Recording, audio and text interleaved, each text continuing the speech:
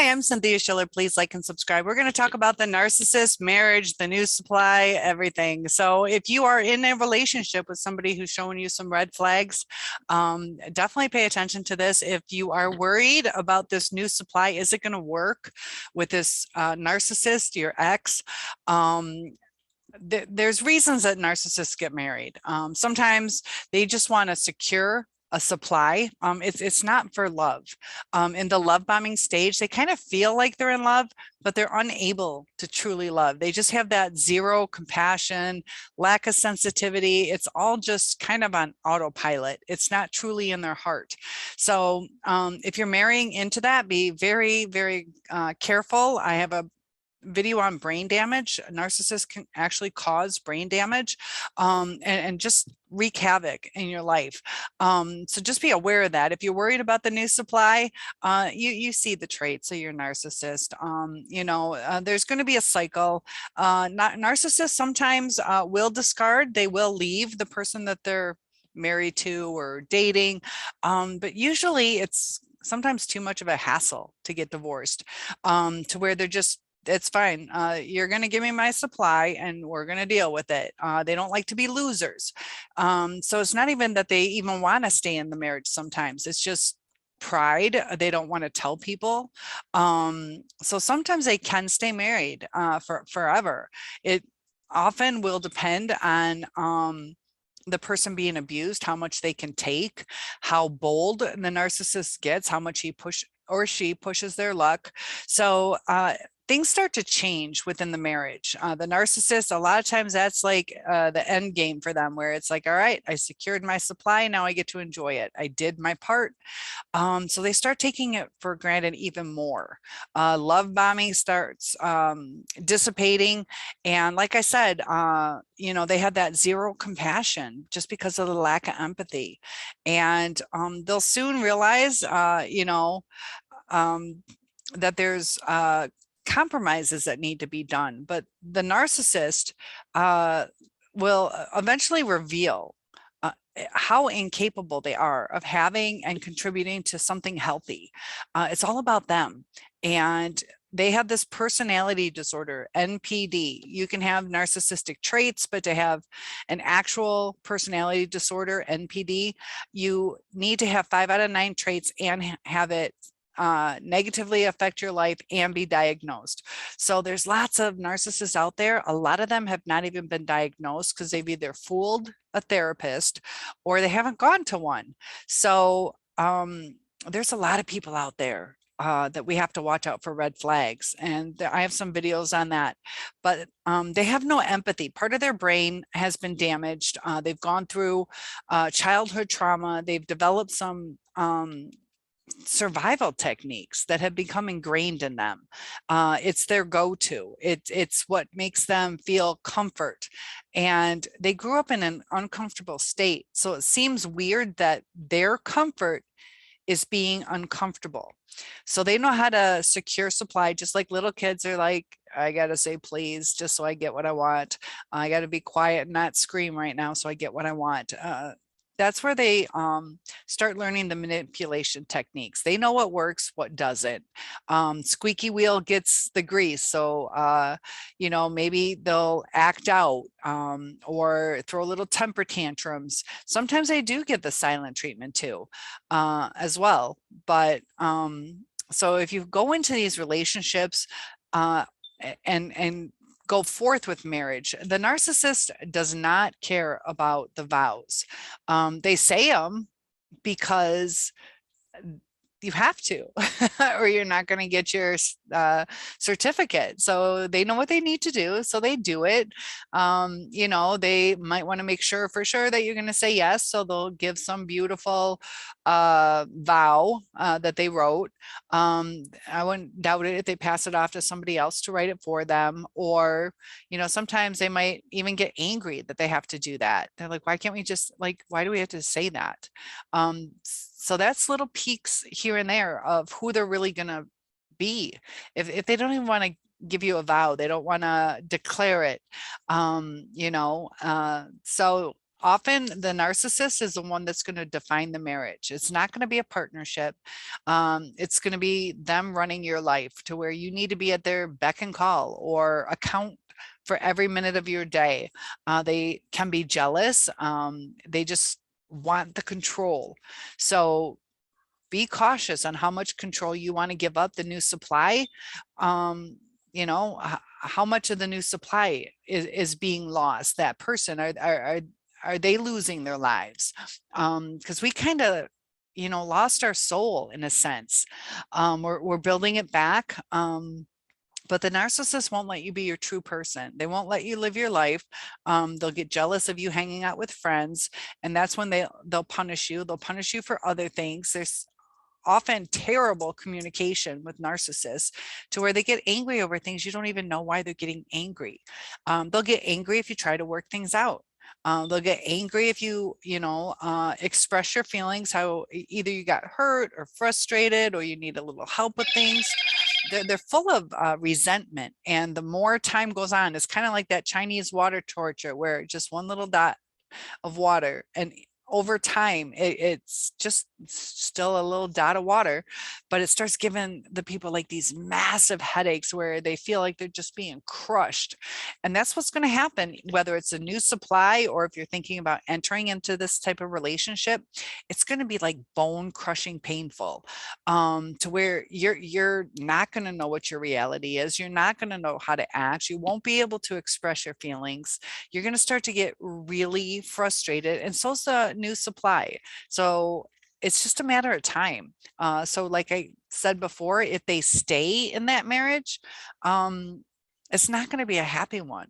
Often that's why they cheat, because it's, you know, such a mess. Or maybe this healthy spouse is now acting out in reactive abuse. Now they're, you know, withholding things. One thing narcissists like to do is withhold sex.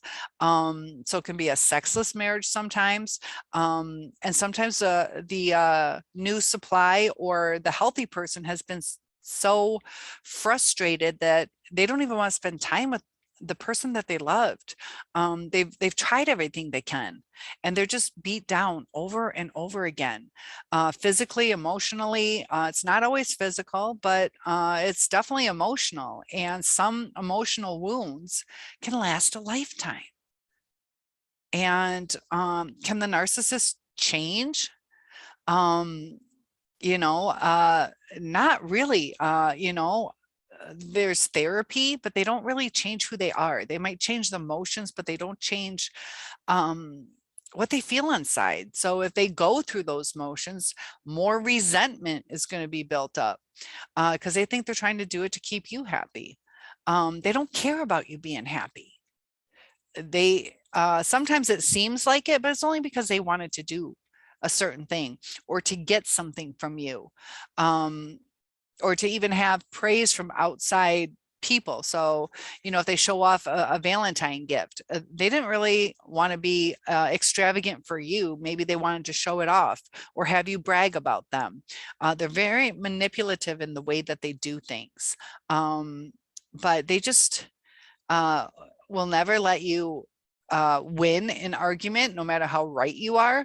They refuse to resolve any conflicts. So you're always going to live in a state of conflict. You're going to see an answer of how to make it better. You're willing to compromise, but they won't let you put your point across. They'll cut it down.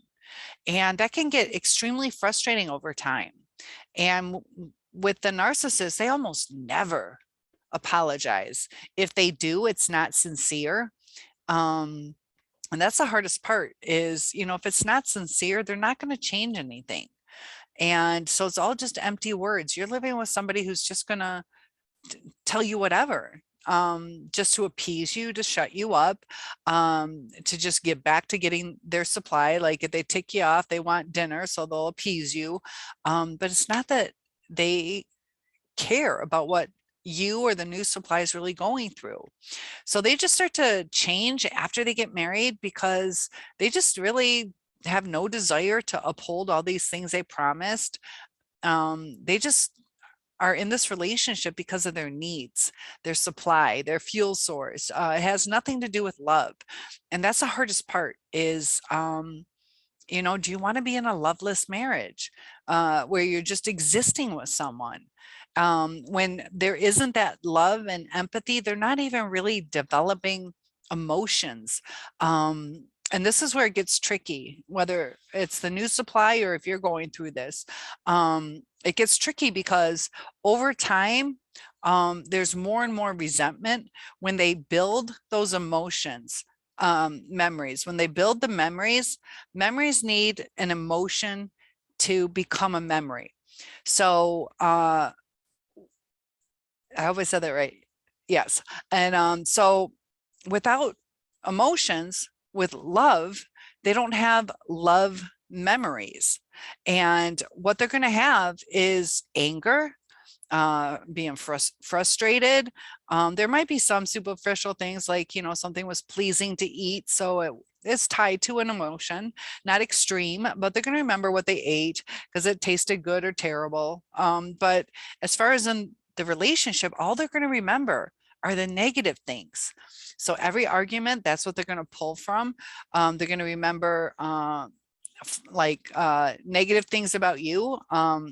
Or, if you say something hurt you the way, I don't know, you were bullied in high school. So they're going to bring that up because it ticks something in them. It gives them an emotion like, that's cool. Like she's, I can use this against this person.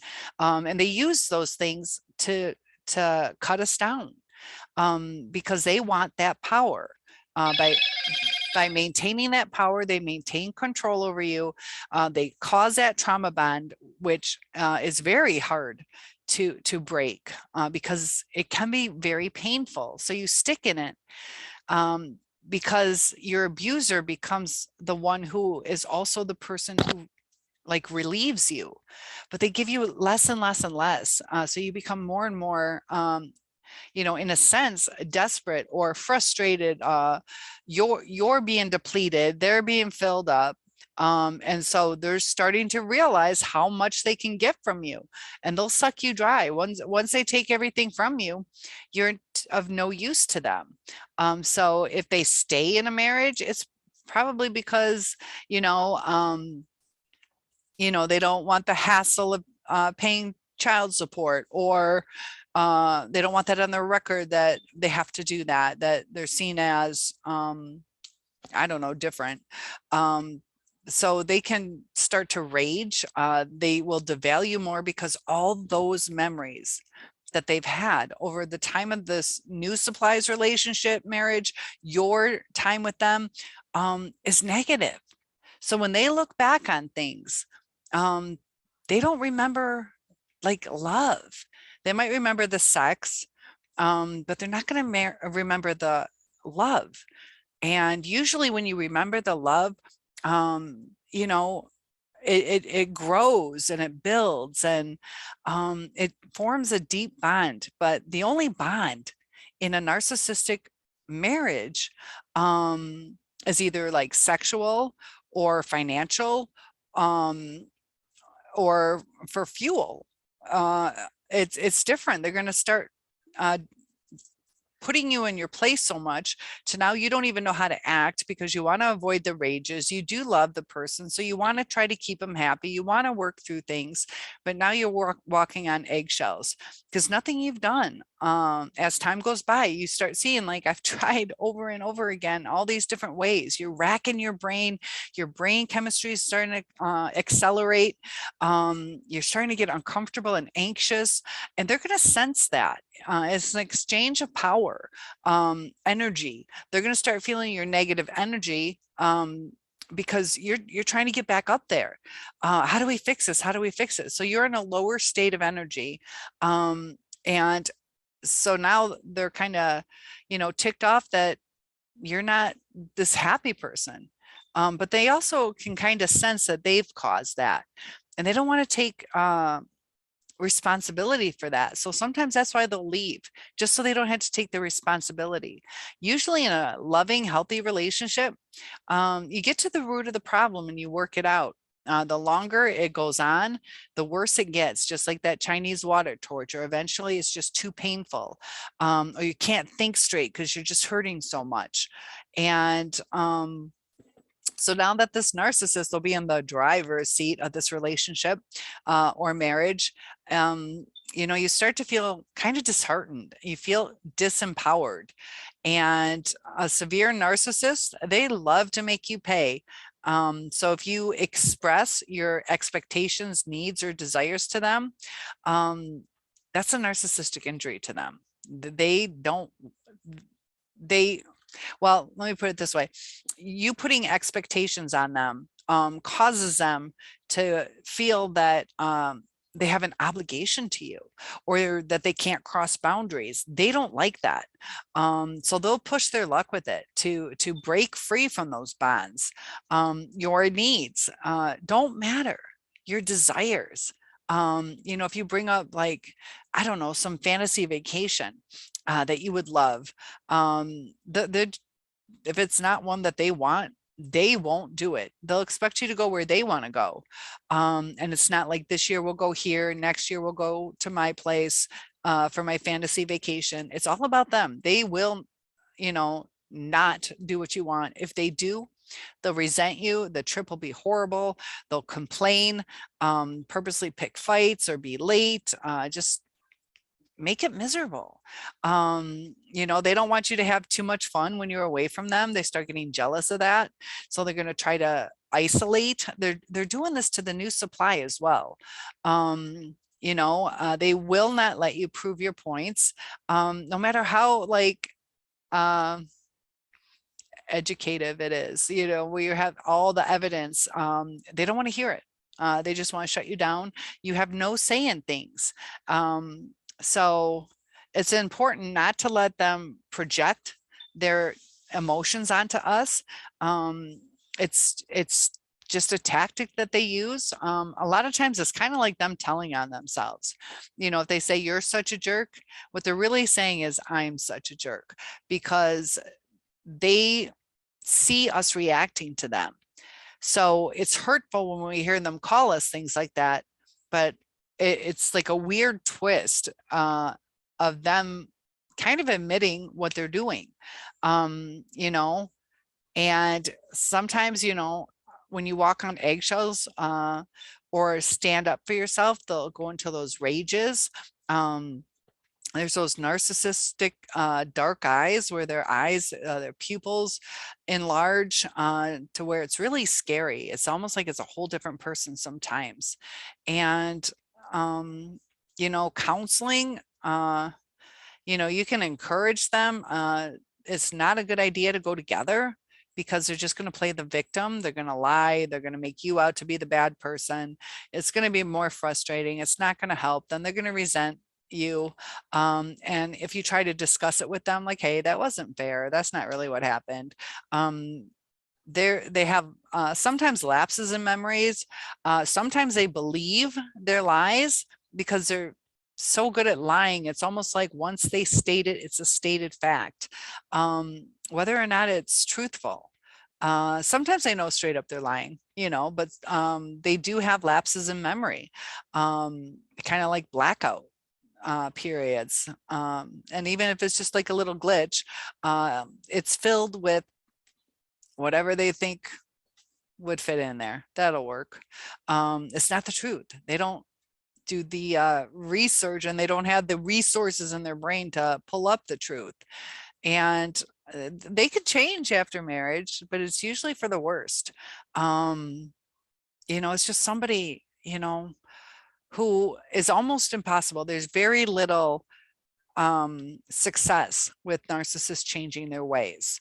So, you don't want to have anxiety, depression, CPTSD, physical health problems. There are support groups. It's good to break the trauma bond. That's why people talk about going no contact or low contact. Really evaluate, is this a healthy thing that you want to get into? Do you really want this marriage with the person? And if you're worrying and jealous of the new supply, they're just in that love bombing stage. It seems like everything is completely exciting and happy. It's not. It's not. You know, there's all those different, you know, they're doing a lot of celebrity things after that. Will Smith, Jada Pinkett Smith, you know, for years we really didn't hear anything, and then now we're starting to really see what exactly is going on behind closed doors. Like, did you think it was that bad? Like, the kids have like thought about suicide and they cut themselves, and Will is out of character, and he's doing some reactive abuse. He's you know, he's done some things too. She felt like she did tell him she wanted a small wedding. He didn't listen to that. You know, so there was problems within it. It's not all her, but she definitely, you know, Will at least cares about her. She doesn't seem to really care about him. You can see his face drop and he's so sad, and she's just like, oh, just keeps talking like nothing's going on. And I know, baby, like, you know, we have a crappy marriage, but we're in it together. And he's just like, you know, throughout, it's just crazy. But you see the Gabby Petito getting married, fiance, he kills her. You know, just the narcissistic abuse that goes on behind closed doors. So you see all these pictures on Facebook, all the love bombing. You know, I did a video on the narcissist and the new supply. Take a peek inside. It isn't pretty. That's a good one if you're really struggling with this new supply and what's really going on. But be very cautious for the red flags, because they will gaslight you. They will lie to you. They will strip everything away from you, and you won't have a leg to stand on because they don't want to hear it. And I think, you know, one of the nicest things about marriage is, you know, you have a partner in life, not a body in life. You want somebody, you know, comforting you, and you'll take the time to comfort them. And, you know, when we take care of each other, it works. When we only take care of ourselves, it's a dog eat dog world, you know, and so we can take care of ourselves separately, but we're looking for that take care of each other, because that's when you come together. And in those narcissistic relationships, even with the new supply, so maybe right now they're doing the love bombing, pretending that everything's okay, but that narcissist is like spring action as soon as that marriage certificate is signed. And then you're going to start to get needier and needier, and that's what repels them. It's like that energy balance. So the more you need it, the more they're going to go away, because they're not going to come to you. They're not. You know, if they do, it's a little bit. And so we think things are like finally getting better. It's just a terrible cycle, and they're always going to pull back. It's spring loaded, and it's kind of scary how much damage that they can do. And sorry, you only see a little bit of my face, but also today's Easter, so hopefully you guys had a great holiday if you celebrate. Let me know about your holidays with the narcissist. I know they often destroy a lot of holidays, birthdays, things like that, and I'll make some more videos on that. And I hope this was helpful. Don't worry about the new supply. They're going to go through exactly what you went through. And if you're thinking about returning, reverse hoovering a narcissist, or accepting a hoover, you know, the narcissists don't have that empathy. So I'm going to give you some empathy and tell you you're worth it. You're worth a good life, and you're worth a hug. So here's a virtual hug, and I'll see you in the next video. Have a good day.